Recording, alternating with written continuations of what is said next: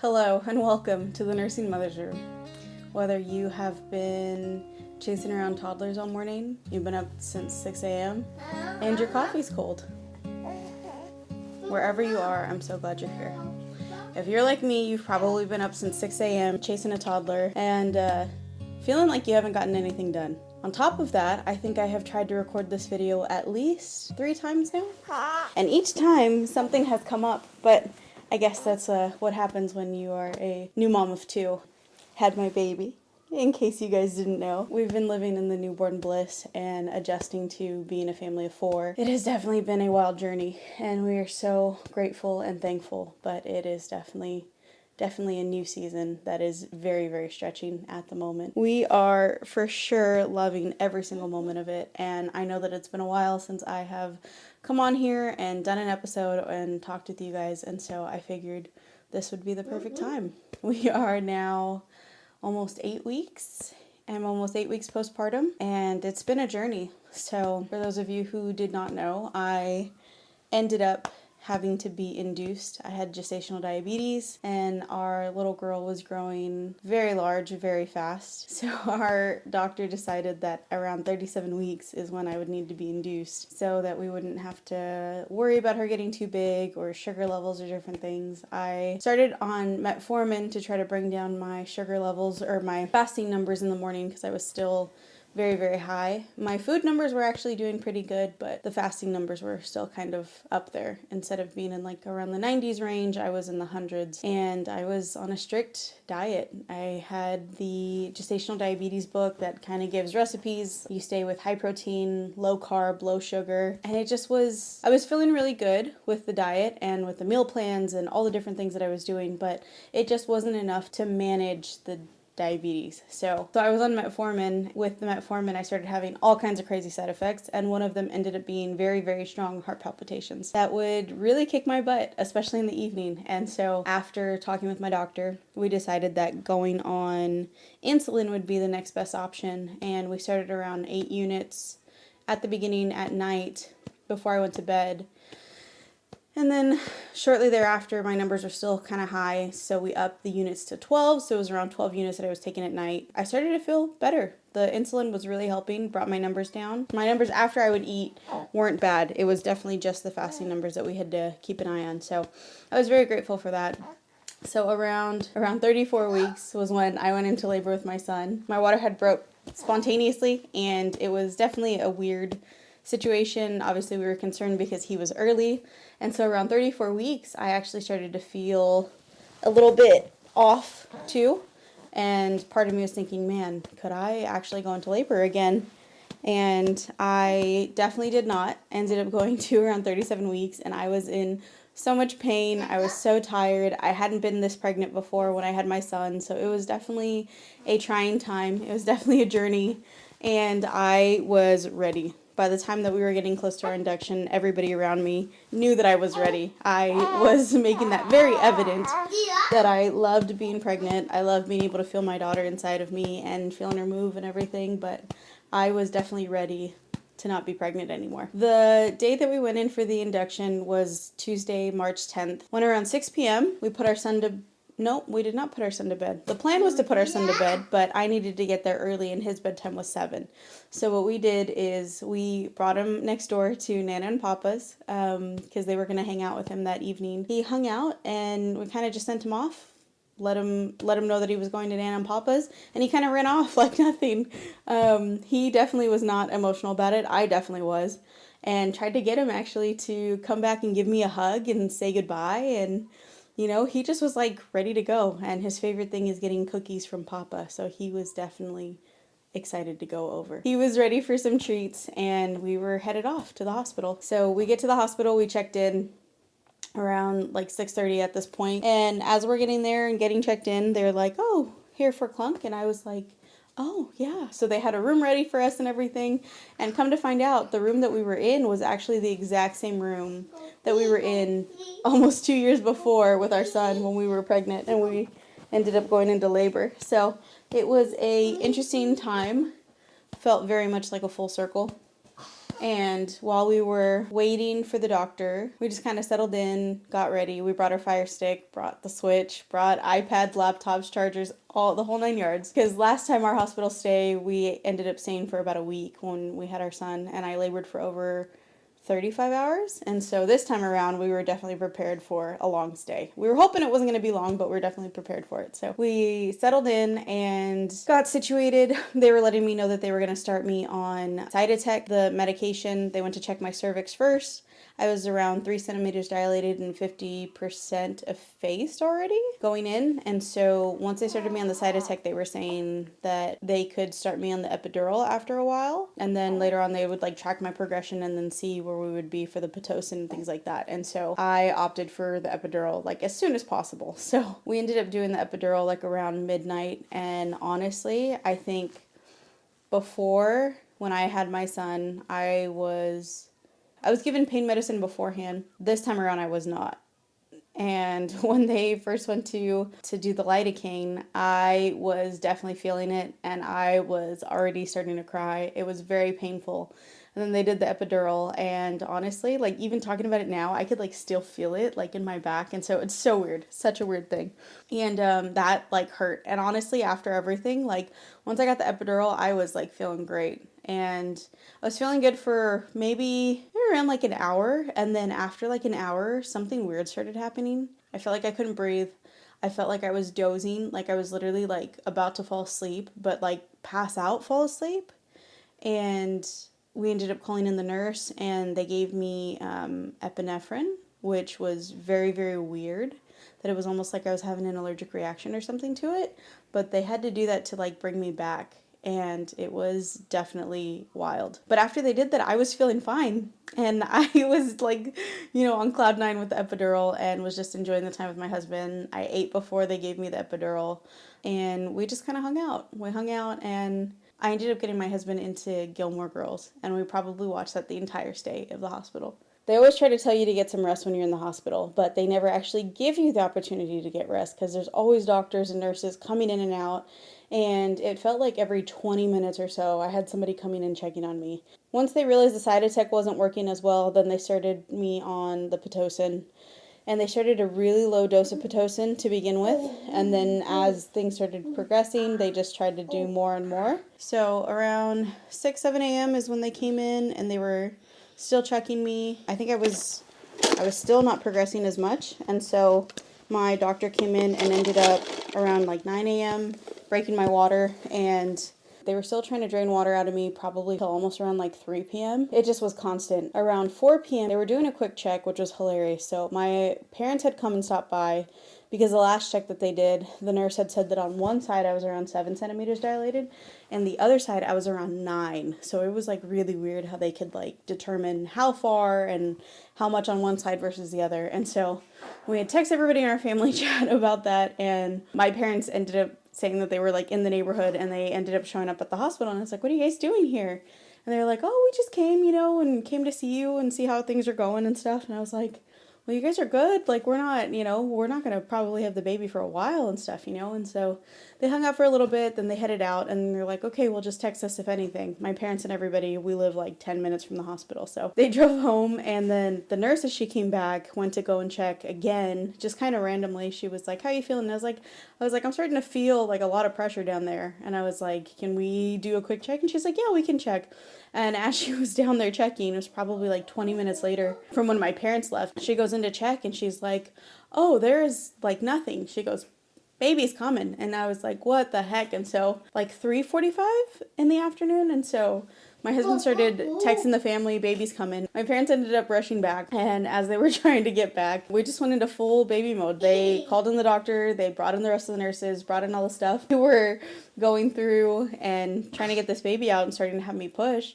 We still had Gilmore Girls on in the background. And it literally we didn't even get through a full episode. I think I pushed for about 17 minutes.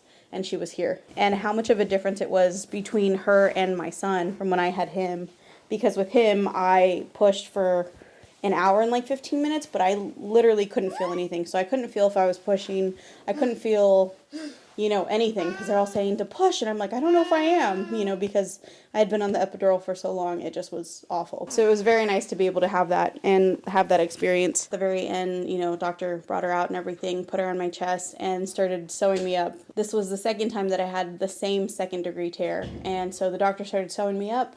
And as she's doing that, every time that she went to push and tried to do the fundal massage, all of that and everything, I just did not stop bleeding. And so at this point, we already had our son in the waiting room, we had his godparents, we had my family in the waiting room, everybody was there. They were waiting to come meet the baby. But while we were there, they were sewing me up, and I just kept bleeding, and I was trying to nurse my daughter at that point.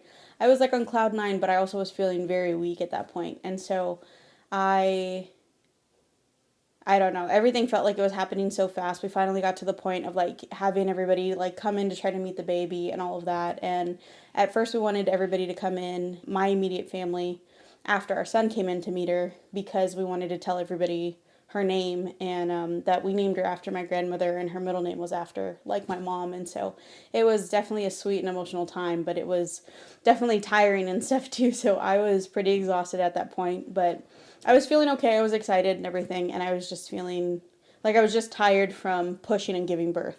And so after a while, we waited for my brother and his girlfriend to show up so that they could meet the baby, because they were coming back from work and all of that, so they were coming a little bit later. So by the time that they came, I was definitely feeling very off. I started getting chills. I started to almost black out, and my dad had bought me a cheeseburger for me to just eat something, and as I was like eating, I just ended up throwing everything up immediately. It was pretty bad. And towards the end of it, I ended up hemorrhaging and lost about 1 liter of blood, which was a lot at the time, and so it was very, very stressful, and I started to get heart palpitations while we were in there, and they would like make me cough. It's like a weird, I don't know how to explain it, and I don't know if it was really like my heart or more of my lungs that was causing that. And so I started to cough and all of that, and so they ended up doing an EKG on me. EKG came back normal, thankfully. Yeah, we had everybody come in, had to meet the baby like super quick, and then I wanted to just rest, and so I did. They had me on very strong pain medicine for that time being, and then when they moved us into the postpartum ward, I wanted to take a shower. They said that I couldn't because they still needed to monitor me and my levels and everything, and so it was a rough time being in the hospital from Tuesday through Saturday.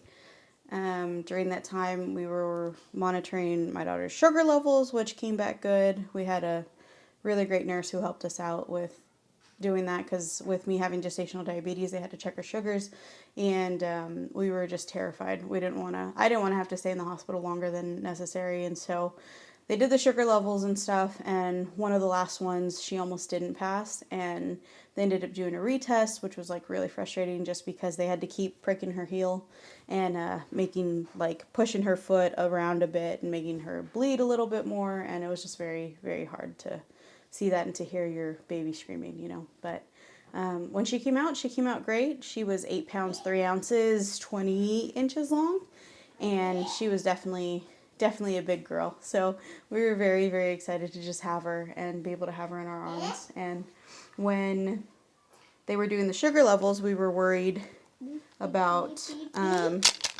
just that. And during that time, I had here you go, take it that way. For the couple weeks before we ended up getting induced, I had been pumping and collecting colostrum. So with my son, I didn't get the chance to do any of that. So when we were in the hospital with him, we had to use donor milk, which was such a blessing. And so after I was finishing my breastfeeding journey with him, I was actually able to donate, I think, over like 200 ounces of milk to the same milk bank that we got milk from, which was such a blessing. And it was so amazing to be able to give back to them too. So this time around, I had made sure to pump colostrum because I knew that my milk probably wouldn't have come in right away. And so as I was pumping, I collected. So she had milk while we were in the hospital, and then they gave me the pump as well to be able to pump and breastfeed and, to pump milk for her. So I was definitely blessed to be able to do that this time around. And while we were in the hospital, They kept me longer because of how much blood I lost, and they wanted to monitor my blood pressure and things like that. The first time that they did her 24 hours, she was actually doing really well, and she didn't have anything of concern. And then this next round, they ended up finding that her bilirubin numbers were actually kind of high. And so with that, they were going to have to check her a few hours later, see how well she's eating, and then they were going to go from there and see what we were going to do. Now, last time around with my son, his bilirubin numbers were very high, and that's what ended up keeping us in the hospital for extra days, and he had to be under light therapy and have the little light mask and everything. And it was very emotional for me, for my husband, and also our son, because he was a preemie. The mask that they had didn't fit him, and so it was always sliding down on his nose, and he like couldn't breathe, and so he would just wake up screaming, and it was just very like hard. While he was under the light therapy, we couldn't hold him or anything. He would need to be under there and just eat like every couple hours, and so that would be like the only time that we could like take him off. And so it was very, very hard for a new mom, and so I was very emotional during that time. Just had my baby super early, and I just like wanted to go home. So when they're telling me that my daughter's bilirubin numbers are very high, I was very sad about that, and I was very frustrated too, because I did not want to go through that again. And so I was definitely devastated when they came back and told us that she was going to have to be under light therapy for a bit. And so they were hoping that it wasn't going to have to be long, though, because her numbers weren't too high. She was at like a 10, and the doctor wanted her to be down around a 9 for us to be able to go home. And so one of the ways that you can help with your kids with their bilirubin numbers is just to kind of help flush them out. And so I definitely just started like, I guess like they call like power pumping or something or whatever, but I basically was pumping every hour, and I was hydrating, I was eating, I was trying to get my electrolytes, everything in, just so I could have more breast milk or have my milk come in. And so I think around Thursday is when my milk started to come in, and so Friday, when they told us that her bilirubin numbers were high, I started to just really pump consistently, like every hour. And they had a lactation consultant come in, which was hilarious because she ended up being the same lactation consultant I had last time around with my son, and it was just really good to see her. And so I was talking to her about everything that I was doing. My daughter was already eating maybe about a milliliter.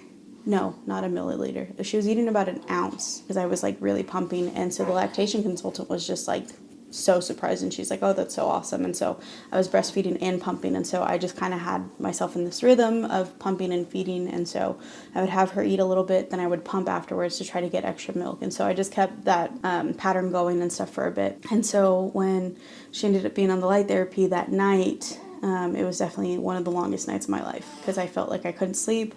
I was up like every 20 minutes trying to check on her, and she didn't like the mask. She didn't like being in there. She didn't like us not holding her. She did not want to be swaddled like at all. And so anytime that even the mask would like slip, she would just start kicking, and honestly like kick herself up and like arch herself like so far back that it was just really wild. She's very, very strong. And so it was an interesting time. And it was definitely a long night. And so my mom stayed that night with me, and my husband went back home to be with our son so that he wasn't without us for so long, and he would come back in the morning the next day. And so we were just going back and forth, and it just was very hard and frustrating to have to deal with like all of that. So I was not happy about it. I was very emotional. And then I started to break down when they had told us about her bilirubin and all of that. And the nurse, I think, was trying to mean well or whatever, but the first thing that she asked was, oh, do you have postpartum depression? I'm like, no, I really just want to take my baby home. My son is at home. I have not been away from him like this long ever.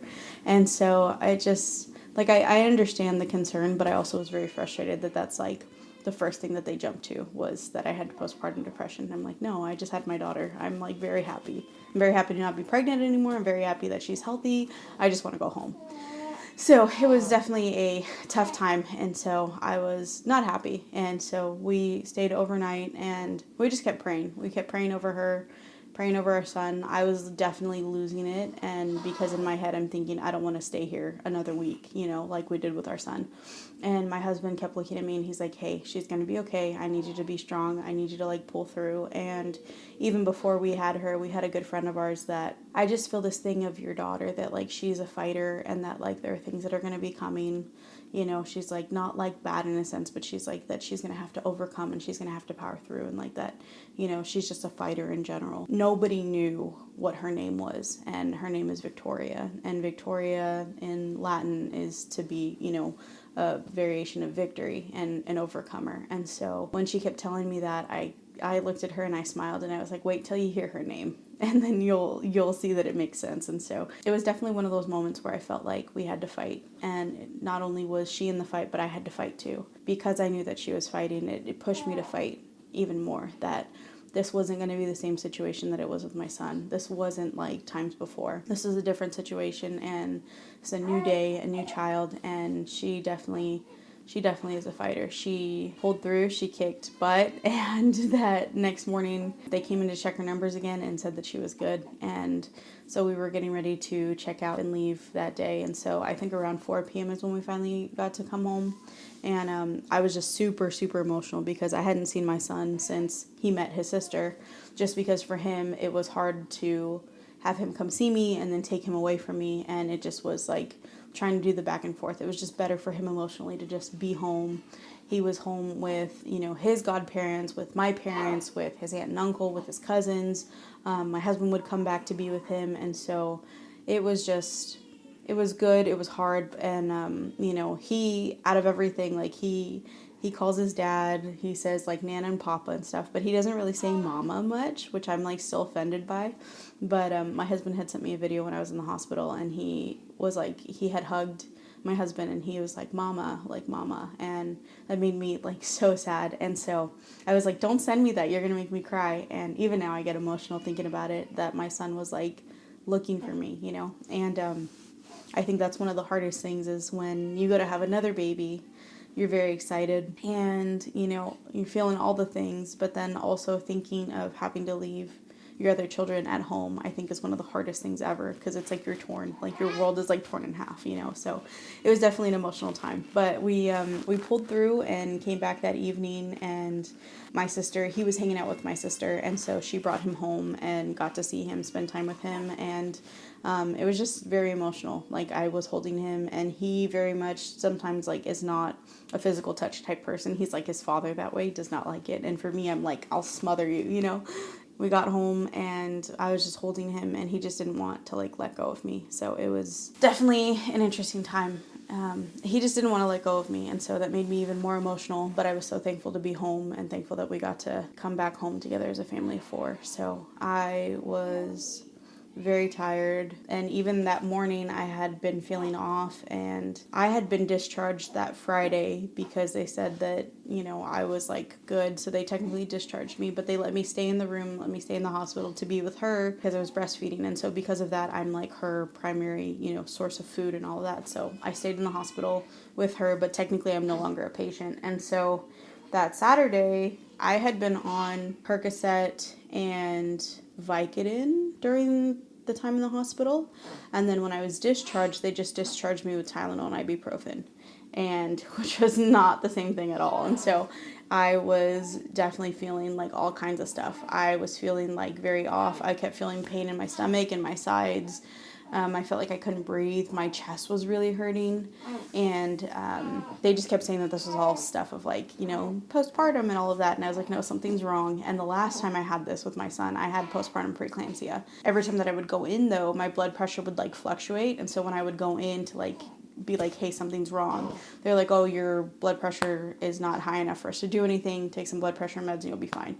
And I was just like, this is insane. Like, so I never got looked at. Every time that I came in, I was like just dismissed, and I would get these dizzy spells I think I've talked about before, my vision would go blurry, my arm would go numb, and I just would feel like all kinds of stuff.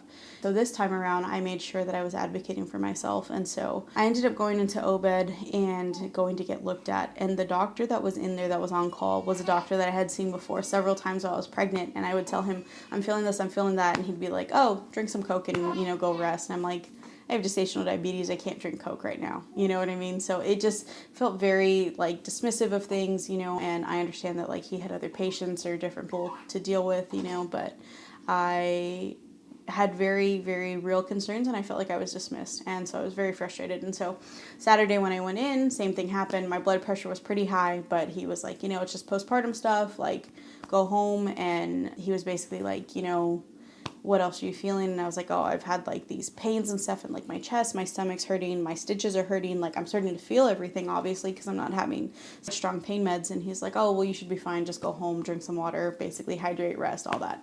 So I was like, okay, whatever. And so I was very frustrated. They told me to follow up with my OB that following week. And so while I was home, I was terrified to go to sleep because I would have those episodes where if I was laying down flat on my back, I would feel like my chest was caving in and I couldn't breathe and it just was awful. I couldn't sleep, and so I was just dealing with this for days and struggled several times with wanting to go back into emergency, wanting to get looked at, was talking in Facebook groups about these things, mom groups, and they were basically everybody was saying go get back and go get checked.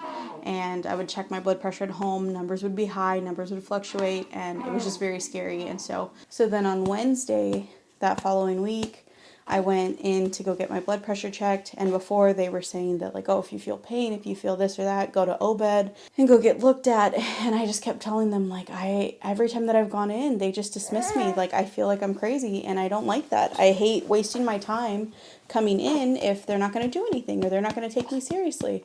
And so they said, we understand. And one of my nurses at the OB, and she is like, I understand. She's like, just come in and we'll check your blood pressure and go from there. I went in to go get my blood pressure checked and my numbers were 175 over 99.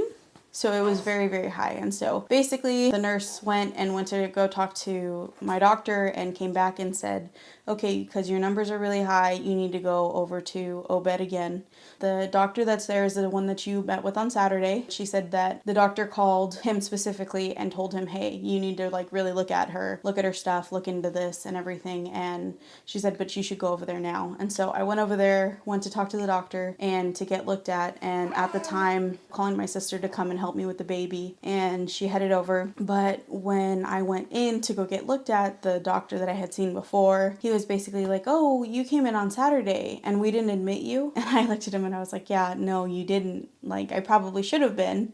And he was like, oh yeah, he's like, well, we'll get you looked at, all this stuff and blah, blah, blah. And he was acting very, very sweet, which before he had been kind of abrasive with me, which was whatever about it. And so I was very frustrated because they were telling me that they were going to monitor me, but they were going to need to keep me overnight. And so at that point, they had sent me down to the actual emergency and ran all kinds of tests. They did blood work, EKG, MRI, CAT scan, all kinds of stuff. And I was just very frustrated because why didn't they do this the other day? Why didn't they take me seriously beforehand? Another doctor calling him to be like, hey, something's really wrong. You need to really look at her. Because my blood pressure was high even then. It was when I went in on that Saturday, it was I think 150, and they were telling me that anything over 140 is high. So what they were going to do is have me on magnesium for 24 hours, and because of that, I could not be the primary care for my daughter at that time. If I needed to get up or needed to hold her or anything, while people are on magnesium, their body just kind of goes limp a little bit, and so they have weird reactions, and so I was terrified of any of that. And so my mom came to stay with me, kind of just switching off. And then the next morning, my sister was coming to be with me for a little bit, and then my husband would come with me, and then he'd go back to be with our son, and vice versa. So it was just all kinds of stuff. And so it was very, very frustrating to have to be admitted into the hospital again because I couldn't properly nurse my daughter. They don't let you sleep with your baby. They, tell you to put them in the bassinet for safety concerns, which I understand, but I just wanted to be home, be with my kids, and, try to start recovering. And so this time around, they said that they had to put me on magnesium because my blood pressure was so high that they were worried I was about to either have a stroke or a seizure. And so I was very frustrated, just to say the least. And so they kept me overnight on the magnesium. They were doing a catheter and stuff too, and I was not on any pain meds for it. And so it definitely was so uncomfortable and was so painful. And so after a couple of hours of just being on the magnesium, I told the nurse, I was like, can we get this catheter out of me? I was like, because I can't do this. So they brought me a bedside, toilet and everything, and I just had to use that. But every time, like, my only full reaction to the magnesium was that when I went to get up, or if I tried to stand up, my legs were really wobbly, and so I definitely wouldn't be able to stand on my own or try to walk to the bathroom. So they had that there, and I was having to go to the bathroom like probably every hour just to make sure that I was like flushing out all of the magnesium and any water that I was retaining. And so it definitely was very, very hydrated at that point. And so, yeah, so it was wild. And so they were keeping me. And then after the magnesium, I did really well. Then they moved me back to postpartum ward, almost in the exact same room that I was in before. And while I was in there, my husband was able to finally come back and spend the evening with me, and after our son went to bed. And I was just frustrated. I was exhausted. I was emotional. I was finally able to shower again at that point, and I was just very thankful to be able to be home. And it just was not a fun time for me at all. But that Friday, they were trying to tell me that they were going to keep me another night, and I was just so over it. And I was emotional, and I was crying. And so the doctors again were like, are you okay? And I was like, no, I'm not okay. I would like to be home with my kids. Because at that point, they hadn't been doing anything else besides putting me on just the regular blood pressure medicine and just kind of checking me every several hours. But they were basing the checks on when I was kind of like fluctuating off of the blood pressure medicine, because they had me taking the medicine twice, like every 12 hours, but they were monitoring me every 9 hours or 8 hours. And so because of that, by the time that they would check me the next time, my numbers would spike because it had been so long since I had taken my last dose of medicine. So it just didn't make sense to me of why they were using that. And so because of those numbers, they were like, oh, well, we're going to keep you longer. And the one doctor that we talked to, it was very frustrating. And I try not to generalize things as like just a male thing or whatever, but this guy was very much, I felt like, mansplaining to me a bit. And he was also kind of a little rude, I would say. He was basically like, well, we're going to keep you and monitor you because we don't want to have, like, as a hospital, we can't have our admittance? They couldn't have the number of people that they readmit be higher than the 50% or whatever, because it looks bad on the hospital and all of this stuff. And he was basically telling me that they were just going to keep me longer just to make sure that they didn't have to readmit me again. And part of it was like just very frustrating, because I'm like, if you would have kept me from the beginning when I first had these concerns, we wouldn't be here right now. But nobody took me seriously back then. So it was just very frustrating to be told that like they were going to keep me longer just because it looks bad. It doesn't look bad in the hospital. And I'm like, so it just felt like they didn't really care whether I was okay or not. And so they had me on the blood pressure medicine, and they were trying to monitor me, and I was just very much like at the point where I was like, I just want to go home. Like, my numbers are still going to be high. This isn't going to come down. Like, it doesn't make sense to me. So they had to adjust the meds. They had to up it, give me a second medication. At that point with the blood pressure medicine, they were checking me. They bumped everything up to every 8 hours. I was taking the medicine 3 times. Yeah, it was just a very like frustrating time because I wanted to go home. And when they would come in to do the blood pressure checks, they would try to tell me, okay, relax and stuff. And I'm like, I can't relax. My blood pressure, I just finally told the nurse, I said, my blood pressure is probably still going to be high because I'm very frustrated. I'm angry at this point. I just want to go home.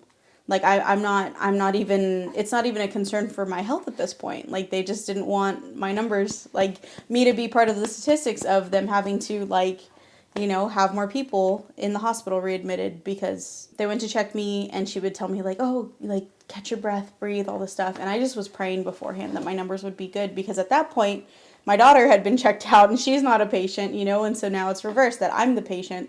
And so I was just ready to go home. And by the time they ended up looking at the next set of blood pressure numbers, I was just right under it. I needed to be under 140 and I was at 139. And the nurse was like, I'm going to talk to the doctor. And she goes, I'm going to see what we can do to get you home. And at that point, I just wanted to be home with my son. I wanted to be in my house, in my bed. I was uncomfortable. I was in pain. I was still bleeding a lot. I mean, TMI, I was having like very large blood clots and things like that. And I just was not in a good place. And I was getting in a very bad place mentally, not because of postpartum, but I was just frustrated. And I was just in the same room, same four walls, could not leave, could not do anything. And at that point too, they had the IV in my hand, and every time that they would check my blood pressure in the same arm, it was in the left arm and my IV was in the left arm, my veins literally started to hurt so bad, and they would like pop up. And even now, like, I don't know if you could see it, but on the vein by my ring finger literally is still like swollen, and you could still see the bump where they put the IV in. And since then, I have had really bad pain in like my wrists and my hands, on my like thumbs on both sides.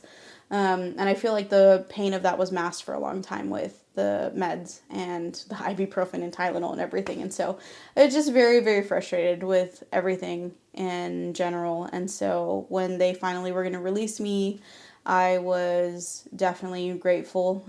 We came back that Saturday again, and stayed another Saturday, and by the time we were finally able to come home, I was just done, and like came home, the drive home was just breaking down crying because I was so frustrated. I was thankful that somebody finally took me seriously, but again, at what cost? Like, it was so much later, so like literally didn't even have time to just enjoy being home with my daughter, and I was just very frustrated. And I feel like, again, a lot of women in the healthcare industry get overlooked, they get dismissed, and it's not until you start like really pushing back that like people start taking you seriously. So it's definitely a very frustrating time knowing that a lot of people don't take you seriously. But yeah, so all of that to say that after I came home, I definitely was feeling a lot better. I was very happy to be home, enjoying being home with my kids, and since then it's just been a great time. Like, even that night when I went to check my blood pressure,